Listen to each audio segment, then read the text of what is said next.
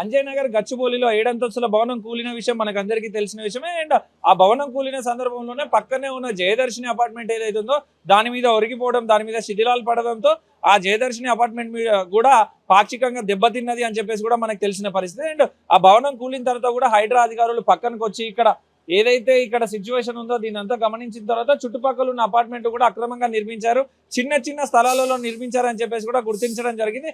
ఆ గుర్తింపులో భాగంగానే దాని పక్కనున్న కూలిపోయిన అపార్ట్మెంట్ కి పక్కనున్న ఇంకో అపార్ట్మెంట్ ఏదైతే ఉందో అది కూలగొట్టే క్రమంలోనే పక్కనున్న అపార్ట్మెంట్ ఏదైతే ఉందో వైట్ ఫీల్డ్స్ అని చెప్పేసి ఉంది అపార్ట్మెంట్, ఆ అపార్ట్మెంట్ వాసులను కూడా ఖాళీ చేయించడం జరిగింది. వాళ్ళు ఎటువంటి నష్టపోకుండా, ఎటువంటి ప్రాణ నష్టం కానీ ఎటువంటి డ్యామేజ్ కూడా కాకుండా వాళ్ళందరినీ కూడా ఖాళీ చేయడం జరిగింది, ఖాళీ చేయించడం జరిగింది. మనతో పాటు అపార్ట్మెంట్ లో ఉండే వాళ్ళు కూడా ఉన్నారు. సార్ మాట్లాడించే ప్రయత్నం చేద్దాం. సార్ నమస్తే. ఏం చెప్పారు సార్ హైడ్రా అధికారులు మీకు ఇది కూలగొట్టారు? ఇది యాక్చువల్లీ ఇక్కడ ఒక బిల్డింగ్ ఉండాలండి. మేము ఇది జరిగిన వెంటనే హైడ్రాకి సిఎంసీకి ఇమీడియట్లీ మా రిప్రజెంటేషన్, మాది స్టెర్లింగ్ వైట్ ఫీల్డ్స్, దీని తరఫున మేము రిప్రజెంటేషన్ ఇచ్చాం, కంప్లైంట్ రిటర్న్ కంప్లైంట్ సబ్మిట్ చేసాం. మాకు ఇది ఎప్పటికీ థ్రెట్, బికాజ్ మా కాంపౌండ్ వాళ్ళకి ఆనుకునే ఈ బిల్డింగ్స్ అన్ని కన్స్ట్రక్ట్ చేశారు. ఇనీషియలీ మేము కంప్లైంట్ రైజ్ చేసినప్పుడు అసలు సెట్ బ్యాకే లేదు. అయితే తర్వాత కంప్లైంట్ చేసిన తర్వాత ఒక 2 feet గ్యాప్ ఉంది. ఈ బిల్డింగ్ ఇప్పుడు ఏదైతే డెమాలిష్ అయిపోయిందో ఈ బిల్డింగ్ ఒక 2 feet ఉంది కట్టేశాడు. ఆ తర్వాత ఆ పక్కన ఉన్న బిల్డింగ్ అసలు వదలలేదు, మా కాంపౌండ్ వాళ్ళకి ఆనుకునే ఉంది. That was a threat. So మళ్ళీ నిన్న వెళ్ళి మేము సబ్మిట్ చేసాం, సార్ అది కాంపౌండ్ వాల్ మొత్తం డ్యామేజ్ అయిపోయింది మాకు, అది కూడా బికాజ్ అటు సైడ్ నుంచి చూస్తే అది మాకు ఇంకా ఆనుకునే ఉంది, అది కనుక పడితే మొత్తం ఈ సైడ్ అంతా వెళ్ళిపోద్ది, ఒక ఈ సైడ్ ఉన్న ఫ్లాట్స్ అన్ని. ఓకే, సో వాళ్ళు తీసుకొని కంప్లైంట్ ఇమీడియట్ గా రెస్పాండ్ అయ్యారు.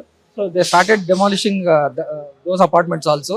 అలాంగ్ విత్ దట్ వీటికి కూడా ఇవి చూస్తే మీరు, ఇవి కూడా వీళ్ళ కాంపౌండ్ వాళ్ళకి ఆనుకునే ఉన్నాయి, ఇవి కూడా తీస్తామని అష్యూరెన్స్ ఇచ్చారు.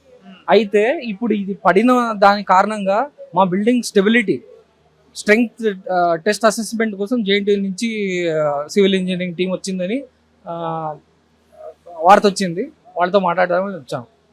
సో వాళ్ళు వచ్చి టెస్ట్ చేసి, because these are old buildings, 15-20 years buildings, so ఇది పడిన దానివల్ల బేసికలీ మాకు అంటే బిల్డింగ్ స్టెబిలిటీకి ఏమన్నా దెబ్బతిందా ఏంటి అనేది వాళ్ళు టెస్ట్ చేసి రిపోర్ట్ ఇస్తే పీపుల్ కెన్ స్టే హ్యాపీలీ. అది ఇప్పుడు ఈ పక్కనున్న బిల్డింగ్ మీరు కంప్లైంట్ ఇవ్వడం జరిగింది, అది డెమాలిష్ చేస్తున్నారు. అది డెమాలిష్ చేసే టైంలో మీ బిల్డింగ్ మీద ఏమన్నా దాన్ని శిథిలాలు పడి ఏమన్నా డ్యామేజ్ అవడం జరిగిందా? మీ బిల్డింగ్ ఇప్పటివరకు ఏమైనా చూస్తున్నారు? ఇప్పటిదాకా వాళ్ళు చాలా జాగ్రత్తగానే చేశారండి. కాకపోతే 7-story బిల్డింగ్ నుంచి అది చాలా ఎంత జాగ్రత్తగా చేసినా కొద్ది గొప్ప పడే ఆస్కారం ఉంది. బికాజ్ ఇప్పుడు కార్డన్ ఆఫ్ చేశారు ఇదంతా, ఈ మొత్తం బిల్డింగ్ అంతా 30 families ఎవాక్యుయేట్ చేశారు, ఎవరు లేరు 3 రోజుల నుంచి. అయితే ఇప్పుడు మేము అటు సైడ్ పోయే పరిస్థితి కూడా లేదు, చూసే పరిస్థితి కూడా లేదు. మా జనరేటర్ సెట్ కాంపౌండ్ వాల్ అయితే అటు నుంచి కనిపిస్తుంది పోయింది మొత్తం. సో ఇది కంప్లీట్ అయ్యే టైంకి అక్కడ ఒక వాష్రూమ్స్ ఉన్నాయి, సెక్యూరిటీ వాళ్ళే వాడుకున్న దానికి, అవి కూడా పోతాయనే మాకు పొద్దున్న గాంధీ గారు వచ్చారు, వారిని కూడా అడిగాం, సార్ మా కాంపెన్సేషన్ గురించి ఏమన్నా చూడండి, ఇదంతా ఈ డెమాలిషన్ వల్లనే అదంతా అయింది, ఆ వాల్ మొత్తం పోయింది, అది కూడా చూస్తామన్నారు. అంటే కరెస్పాండెన్స్ లో ఉండండి మాట్లాడుతామన్నారు ఆయన. అంటే ఇప్పుడు మీద ఆ అపార్ట్మెంట్ కి సంబంధించిన వాష్రూమ్స్ అవే కాకుండా ఇక్కడ డామేజ్ అయిన జయదర్శిని అపార్ట్మెంట్ కి సంబంధించి కూడా ఏమన్నా అష్యూరెన్స్ ఇచ్చినారు? అంటే వీళ్ళకి కూడా కాంపెన్సేషన్ ఏమైనా గవర్నమెంట్ తరఫున కానీ హైడ్రా తరఫున కానీ అందించే ప్రయత్నం చేస్తామని ఏమైనా కాంపెన్సేషన్ గురించి మాట్లాడినారు? నాకు ఇప్పటికున్న న్యూ ఇన్ఫర్మేషన్ ప్రకారం దాని గురించి అష్యూరెన్స్ అయితే ఏమి ఇవ్వలేదండి. మీరు చూస్తే పాపం వీళ్ళకి మొత్తం ఈ వాల్ అంతా మొత్తం పోయింది. అండ్ మోర్ ఓవర్ వీళ్ళకి కూడా మాకంటే ఎక్కువ ఫస్ట్ వీళ్ళ పైన పడింది కాబట్టి వీళ్ళు ఇంకా టెన్షన్, అసలు అంటే స్టేబుల్ గా ఉందా లేదా ఇవన్నీ టెస్ట్ చేయడానికి ఆ టీం వచ్చింది. ఇప్పుడు మేము కూడా రిప్రజెంటేషన్ ఇచ్చాం కాబట్టి వాళ్ళని మా దగ్గర కూడా తీసుకెళ్లి మాది కూడా టెస్ట్ చేయించామని వచ్చాం ఇప్పుడు ప్రస్తుతానికి. ఎన్ని రోజులు పడుతుంది అన్నారు ఇప్పుడు వచ్చిన జేఎన్టీ నుంచి వచ్చిన అధికారులు ఎవరైతే ఉన్నారో టెస్టింగ్ ఇంజనీర్స్, ఈ మొత్తం రిపోర్ట్ రావడానికి, టెస్ట్ అయిపోయి రిపోర్ట్ రావడానికి ఎన్ని రోజులు పడుతుంది అన్నారు ఏంటి కదా? ఇప్పుడు జయదర్శిని ఈ అపార్ట్మెంట్ చూస్తున్నారండి, తర్వాత మేము ఇంకా వాళ్ళని తీసుకెళ్ళాలి, దాని తర్వాత చెప్తారు. మా ఉద్దేశం ఏంటంటే ఫస్ట్ అదంతా అయిపోయిన తర్వాత మాది టెస్ట్ చేస్తే బెటర్, ఎందుకంటే ఇప్పుడు అంతా పడుతుంది కదా, అది కూడా డ్యామేజ్ అయ్యే అవకాశం ఉంది. అది అయిన తర్వాత అదే వాళ్ళని అడగాలి, ఇంకా దాని గురించేనే వచ్చాము ఇక్కడికి. చుట్టుపక్కల అంజయ్ నగర్ చుట్టుపక్కల అంతా కూడా చిన్న చిన్న స్పేస్లలో పెద్ద పెద్ద బిల్డింగ్స్ కట్టేసి హాస్టల్కి ఇచ్చినారు.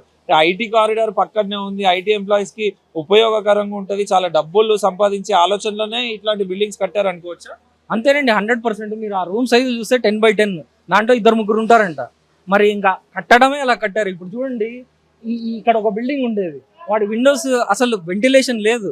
అంత చిన్న స్పేస్ లో ఉండేవాళ్ళు కూడా కొద్దిగా చూసి, ఇప్పుడు పిల్లలు కూడా ఎవరైతే యంగ్స్టర్స్ ఉంటారో వాళ్ళు కూడా చూసి అది హజార్డస్, ఇట్లాంటి చోట ఉండకండి అని నేను రిక్వెస్ట్ చేస్తున్నాను అందరి యూత్ని.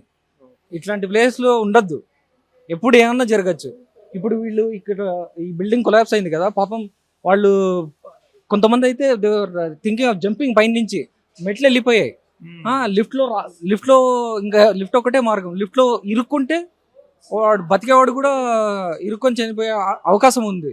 సో చాలా డేంజర్ అండి అసలు ఇది. ఇట్లాంటివి మెయిన్లీ ఏదైతే కూలిపోయిన బిల్డింగ్ ఉందో అది పూర్తిగా కన్స్ట్రక్షన్ స్టేజ్ లో ఉంది కాబట్టి భారీ ప్రాణ నష్టం ఏం జరగలేదు.